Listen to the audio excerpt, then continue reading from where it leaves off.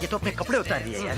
कोई फर्क नहीं पड़ता, यहाँ पे सभी नंगे हैं, देखना यार हम लोग राजनीति में शुद्धिकरण की बात अक्सर सुनते रहते हैं, लेकिन ना तो समाज, लोग और ना ही पॉलिटिकल पार्टीज, उनके सो कॉल्ड नेता राजनीति में किसी प्रकार का शुद्धिकरण चाहते हैं। दल कोई भी हो, मुखौटे अलग अलग हो सकते हैं, ब्रांड नेम अलग अलग हो सकते हैं, लेकिन कोई भी राजनीति में शुद्धता की चाहत नहीं रखता। फिर अंततः राजनीति शुद्ध कैसे होगी? कभी नहीं होगी। नमस्कार दोस्तों, मैं अरविंद आपका अभिवादन करता हूं। तमाम सो कॉल्ड नेता, मैंने नेता इसलिए नहीं कहता क्योंकि नेता वही होता है जो हमें लीड करता है, नेतृत्व देता है, हमारे हितों की रक्षा करता है, हमें रास्ता दिखाता है। लेकिन आजकल तो नेता सत्ता में आते ही अपना रास्ता देखने लगते हैं, अपने अपने रास्ते ढूंढने लगते हैं, मतलब अपने अपने हित ढूंढने लगते हैं कि कैसे सत्ता में बने रहें, कैसे सत्ता के माध्यम से कुछ बढ़िया किया जाए खुद के लिए। राजनीति में आप देखते होंगे कि जिस तरह के लोग पॉलिटिकल सिस्टम में आते हैं वो समाज के छटे हुए लोग होते हैं।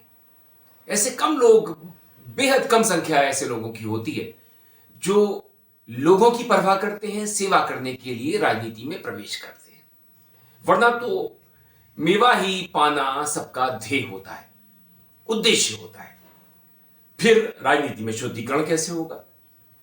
मैं अगर कार्यकर्ताओं की बात करूं तो वहीं से शुरुआत हो जाती है गंदी राजनीति। और पॉलिटिकल पार्टीज का भी मुख्य उद्देश्य यही होता है कि कैसे सत्ता में आया जाए।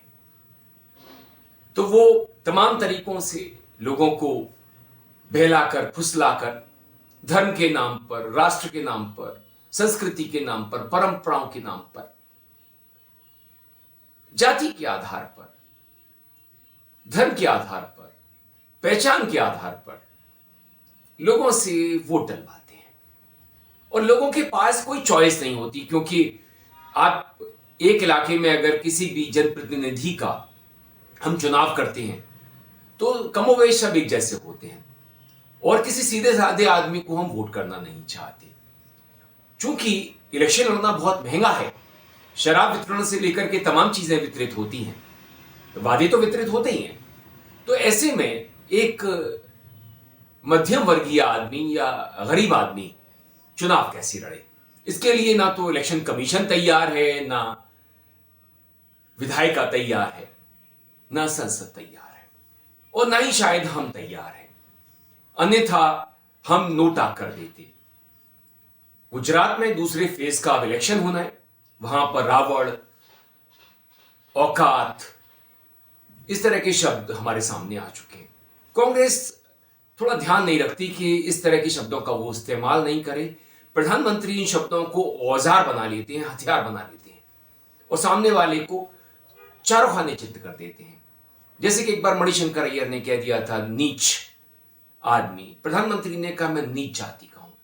लेकिन ये जो शब्द है नीच आदमी, दूसरे शब्द इसकी जगह इस्तेमाल किए जा सकते हैं, ऑप्शंस हैं।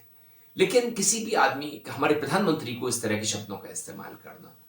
दूसरा, महिलाओं को जर्सी गाय कहना, 50 करोड़ की दुल्हन कहना, गर्लफ्रेंड कहना, और किसी की क्षेत्रीयता की बात करना, वो इस देश से है, वगैरह वगैरह, शोभा नहीं देता। लेकिन राजनीति में हम सब कुछ देख रहे हैं।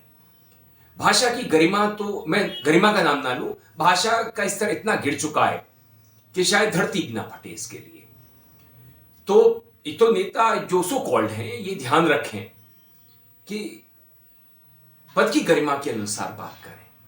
कोई भी नेता हो तो जो औकात शब्द है, रावण शब्द है, ये शोभा नहीं देते। और ना ही जर्सी गाय, 50 करोड़ की गर्लफ्रेंड या एंटोनियो मारियो वगैरह शोभा देते हैं। किसी को पप्पू डप्पू कहना, किसी को डिमीन करना। अगर आप राजनीति करना चाहते हैं तो मुद्दों के आधार पर कीजिए, क्योंकि हमारे देश में मुद्दों की कमी नहीं है और हम सभी किसी न किसी वजह से, किसी न किसी समस्या से पीड़ित होते ही हैं। तो बेहतर हो कि जो भी सत्ता में आए, राज्य में या केंद्र में, वो लोगों की बात करे, एक दूसरे को नीचा दिखाकर चारों खाने चित्त करके व्यक्तिगत होकर अगर राजनीति होती रहेगी और राजनीति में समाज का कचरा आता रहेगा और उसी को हम वोट करते रहेंगे, अधिकांशतः कह रहा हूं मैं अपवादों की बात नहीं कर रहा हूं, उनकी संख्या बहुत कम होती है, वो चाहे भ्रष्टाचार की बात हो या दहेज की समस्या हो, तो ऐसे लोग कम होते हैं जो दहेज लोभी ना हो, भ्रष्टाचारी ना हो, मनी माइंडेड ना हो, सिर्फ अपने हित ना देखते रहते हो, तो वो तो बड़े नगण्य हैं, उनकी संख्या उंगलियों पर आप गिन सकते हैं समाज में किसी भी इलाके में। तो जो ज्यादातर लोग हैं राजनीति में आते हैं, समाज में हैं, वो अपनी अपनी परवाह कर रहे हैं, निजी स्वार्थों के लिए वो पागल हैं। ऐसे में ना तो समाज सुधार हो सकता है, ना ही बढ़िया राजनीति हो सकती है। इसलिए अगर हम राजनीति में कोई शुचिता की अपेक्षा कर रहे हैं किसी से भी, किसी भी प्रदेश में किसी भी नेता से, तो यह आसान नहीं है। और आज की तारीख में राजनीति के जो मुद्दे हैं वो इस तरह के हैं जिनसे हमारी जिंदगी का ज्यादा वास्ता नहीं पड़ता, लेकिन हम उन्हीं में उलझे रहते हैं। ऐसे में आप ज्यादा राजनीति की चिंता मत कीजिए, ना ही जिंदगी की। ये इसी धरने पर चलती रहेगी, क्योंकि हम जिस ओर बढ़ रहे हैं कलयुग के काल में है, और जिस तरफ बढ़ रहे हैं वहां अंधकार ही अंधकार है, क्योंकि हम सब हमाम में एक जैसे हैं, बदलाव नहीं चाहते, सबको एक डंडे से हाँकते हैं और अच्छे लोगों की समाज में कोई कद्र नहीं।